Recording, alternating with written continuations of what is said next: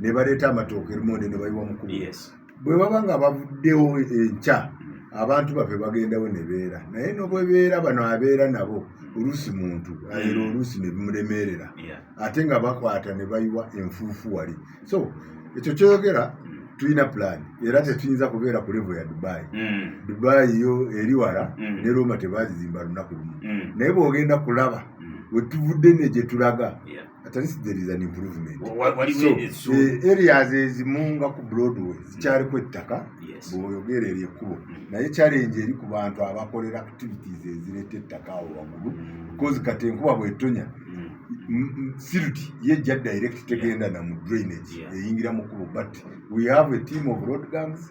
cleaning every day twaba deploying ku Villa Road ku Broadway kana makubo erigini ekyali clean sure bwogenda mu Masaka tosobola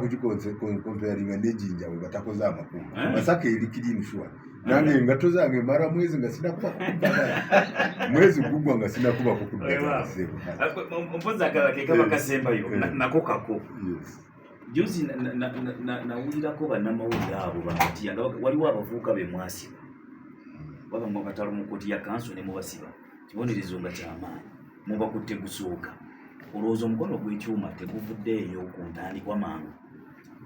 Haji sensitization what CS so sikora mpola owa community agenda kukyogerako naye yo strategy twagenda kugikolesa ng'ebintu ebyo tubikwata olunaku twabikwatanga ne tubitwala mu yadi ng'abantu tebavudde byononeka ne batugamba bajja kukoowa era n'enkya tubizaawo ne babizaawo ne tubikwata ne tubiwa aba prisons ne babira ne bagamba bajja kukoowa n'abaaliwo wano baagenda kati ne tugamba bano abantu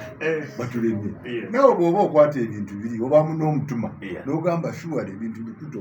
ne tugamba let's change the strategy kati tubeere nga tukwata muntu ne tumutwala mu kooti ne tubeerako wetumutereka